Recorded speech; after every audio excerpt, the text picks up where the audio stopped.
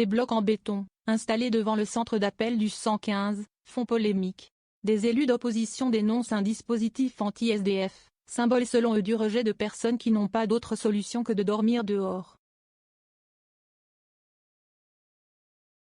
La mairie indique de son côté que ces blocs ont permis de sécuriser la rue et l'accès au site. C'est le comble du cynisme de mettre ce genre de dispositif devant le 115 où il y a à peu près 90% de refus chaque jour, pointe François Piquemal.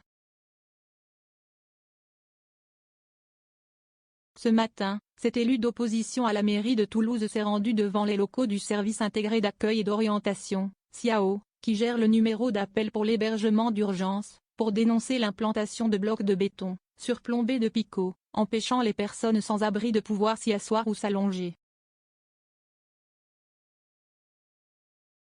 Il y a un mois, la mairie a rajouté ces dispositifs anti-SDF en plus de ceux qui étaient déjà présents auparavant. Mettre cela devant le 115, c'est le symbole de l'échec total d'une politique, la négation et le rejet de personnes qui n'ont pas d'autre solution que de dormir dehors, poursuit l'élu membre du groupe Alternative pour une métropole citoyenne, qui est monté au créneau fin décembre et compte continuer à demander le retrait. De son côté, la mairie a indiqué que les premiers blocs avaient été installés il y a 3 ans à la demande de l'État, après l'évacuation de familles extracommunautaires qui s'étaient installées devant le SIAO. Améliorer la sécurisation ? Au cours de l'année dernière, d'autres familles en difficulté avaient à nouveau planté leurs tentes devant le site. En parallèle, 4 blocs de béton ont été rajoutés pour améliorer la sécurisation de l'espace public et garantir l'accès aux locaux du SIAO pour tous.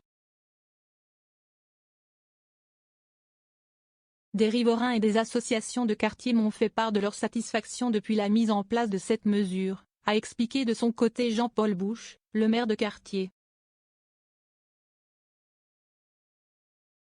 Mais pour François Piquemal, ces blocs sont loin d'améliorer la sécurité de l'espace public, puisqu'à cause de les piétons sont obligés de descendre du trottoir pour marcher sur la route.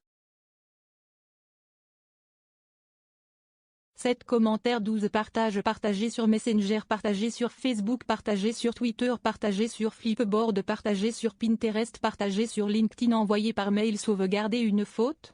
Imprimé.